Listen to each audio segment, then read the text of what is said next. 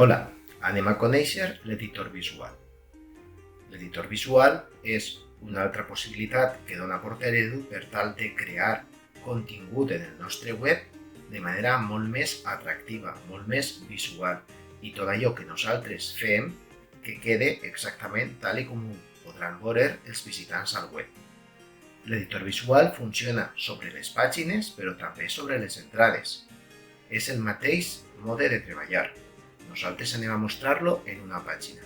En aquest cas, podem anar a la pàgina que tenim preparada a tal efecte, podem obrir-la i clicar a Editor Visual per a iniciar-lo, però també podríem anar a la pàgina i clicar sobre Editor Visual, que apareix en el menú en la part inferior del títol de la pàgina, el nom de la pàgina, i a més, si nosaltres tinguérem el web davant visualitzant el web de manera registrada, podríem clicar sobre la pàgina en qüestió i activar l'editor visual clicant sobre l'opció d'editor visual que hi ha a la part superior de la pàgina.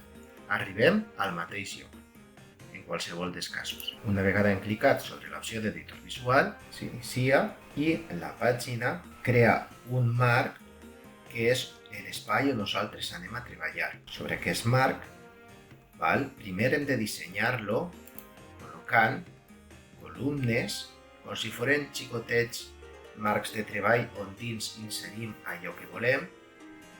Simplement arrastrant podem ficar una columna i dins de la columna s'introduirà allò que nosaltres desitgem. També se poden crear de colp 4 columnes, afegir-ne una enmig, fer-ne una més gran que les altres, estirant-la des del lateral, podem esborrar-les, reajustar-les al nostre interès i utilitzar qualsevol d'aquestes formes predefinides per a després, una vegada les tenim inserides, canviar-les al nostre gust. Una vegada tenim clar que s'han d'usar marcs, anem a introduir dintre d'aquests marcs el contingut a través dels mòduls. Els mòduls en tenim de diverses maneres. Ara anem a parlar dels mòduls estàndards. I vaig a mostrar exemples de totes les possibilitats que hi ha. La primera, introduir una foto directament. Simplement s'arrastra i aleshores obri l'opció de foto, ens envia a la mediateca en primera instància on podem agafar una foto qualsevol, introduir-la, dir-li quina mida la volem. També podem mostrar la llegenda que puga tindre la foto i també sobre ella podem crear, si volguérem, un enllaç a una pàgina web. Per exemple, si tenim una altra pàgina del nostre web, copiem la URL, ens n'anem on estàvem, la peguem i podem inclús dir-li que ho obri a una finestra nova. Al clicar sobre aquesta foto anirem a l'altra pàgina. A banda de l'opció de foto, tenim també l'opció de separador per a crear espais separats. Anem a donar-li un color ben vistós i que siga ben gros per a poder visualitzar-lo clarament. Observeu el separador. A més, podem introduir un vídeo directament. Per exemple, així, ens fa referència a la mediateca una altra vegada, encara que també es podria incrustar. Seleccionem el vídeo que tenim a la mediateca i ens introdueix un reproductor de vídeo que simplement clicant al play podran visualitzar-lo. Recordeu que aquest vídeo no està en un servidor extern, no està a YouTube, Vimeo, etc., sinó que està guardat dintre de la mediateca de la pròpia web. A banda d'aquestes opcions, també tenim, per exemple, una molt potent que és l'editor de text, perquè permet incloure text, com diu el nom, però moltes més coses. Així fiquem un text, per exemple, podem agafar i modificar el seu format atenent a les possibilitats que dona el xicotet editor de text que inclou. A més, també sobre aquest text podem inserir enllaços de pàgines que nosaltres indiquem. També dintre de l'editor de text podríem inserir vídeos clicant en afegir un media i el mateix vídeo que abans heu vist que he pujat, el podríem pujar, introduir-lo dins, observeu com queda. Si algun dels mòduls volem modificar-lo, només heu de fer doble clic sobre el mòdul o sobre la icona de la clau que us permet editar-lo i modificar qualsevol paràmetre. Per exemple, en aquest vídeo no m'interessa que siga tan gran. Podria modificar el paràmetre de l'amplària. Compte, perquè una vegada modifiqueu codi HTML, heu de ser conscients d'allò que feu, perquè si no podeu trencar, podeu fer que no funcioni algun element. Altres possibilitats. També podem introduir directament HTML. Podem agafar i ficar un mòdul, per exemple, si la part superior d'HTML. Jo puc agafar HTML de qualsevol element extern. Per exemple, si tenim un vídeo de YouTube, clic a compartir. Podria compartir directament la URL, però si clic en inserir, m'eix el codi HTML, perquè aquest vídeo no el vull tot, vull que comence, per exemple, al minut número 3 i 10 segons. Val?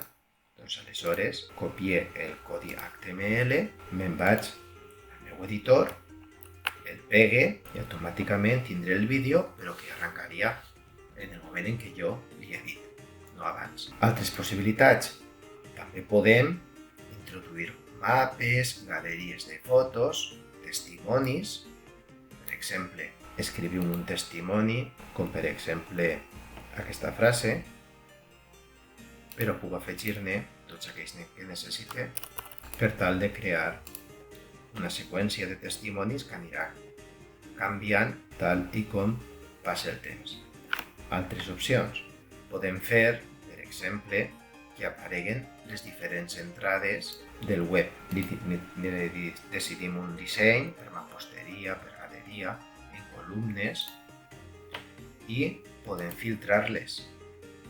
Podem agafar i en l'apartat de contingut, o la pestanya de contingut, clic en només volem les que són de, per exemple, secretaria, que és una categoria que ja està creada. Inclús també podem dir que només estiguen les de secretaria, però amb una etiqueta concreta o d'un usuari en concret. Aquesta part està molt interessant perquè permet filtrar per usuaris de tal manera que si no és un usuari o uns usuaris en concret els que han creat aquesta entrada, però com que tinga la categoria marcada, no apareixeria. Observeu, sí que han aparegut dues entrades que ha creat l'usuari.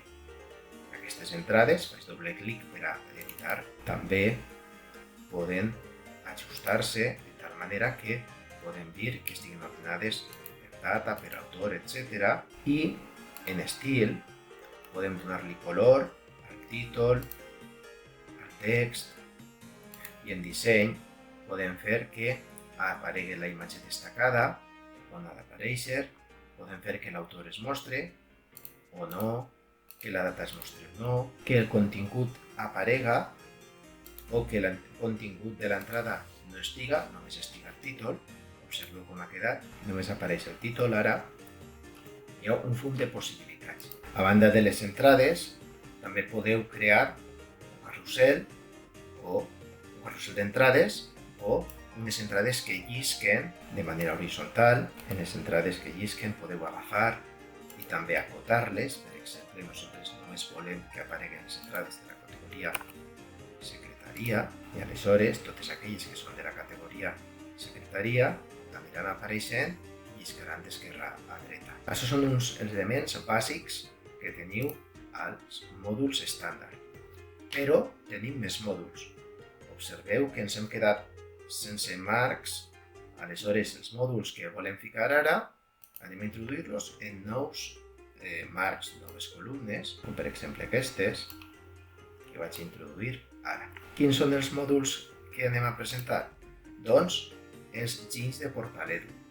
En el cas de l'editor visual, tots els ginys o widgets que hi havia per poder introduir en les barres laterals del web o en la part de baix, doncs poden introduir-se així. Com per exemple, un selector d'idioma, un per a visualitzar les categories, un comptador de visites. Podríem ficar, per exemple, un núvol amb el conjunt d'etiquetes que s'usen, on les més usades apareixen més grans. També podríem afegir un widget d'informació del centre, on està predefinida la informació del centre en qüestió. Totes aquelles opcions que heu conegut en els anteriors temes també les teniu ací, però amb la possibilitat d'introduir-les en lloc de les barres laterals o a la part inferior en qualsevol lloc de la pàgina. Arribat ací ens podem preguntar: ja això s'ha de fer cada vegada que vulguem editar la pàgina? Hi ha alguna manera de copiar i pegar per no haver de repetir la feina? Doncs sí.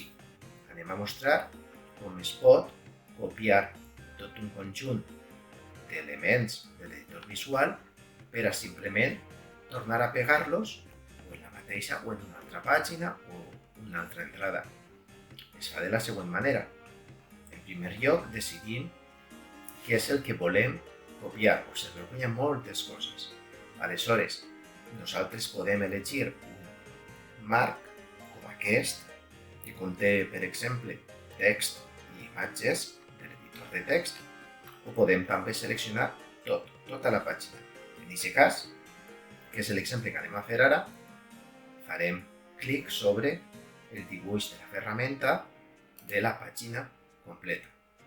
I anem a Save As, guardar com, i li anem a donar un nom. Per exemple, model de pàgina.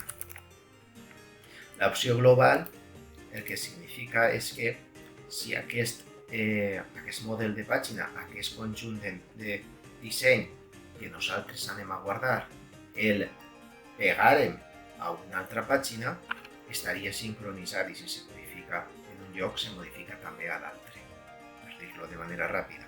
En aquest cas nosaltres no anem a fer-lo global, perquè una vegada el pegarem a l'altra pàgina, doncs podem fer xicotets canvis que no volem que en la pàgina original també canvien. Guardem, ja està guardat tot el marc gran, aleshores clic que ha fet per a deixar de treballar en aquesta pàgina i me'n vaig a qualsevol altra pàgina, com aquesta, llance l'editor visual, sé que està llançat perquè apareix a la part superior el símbol de sumar i el botó de fet, i aleshores activa el símbol de sumar les diferents opcions, me'n vaig a s'ha guardat, que és on estan les files o columnes guardades. Observeu que està model de pàgina, clique i arrastre i apareix tot allò que havia introduït en l'altra pàgina. De tal manera que ara sí podria deixar-lo com està o eliminar o simplement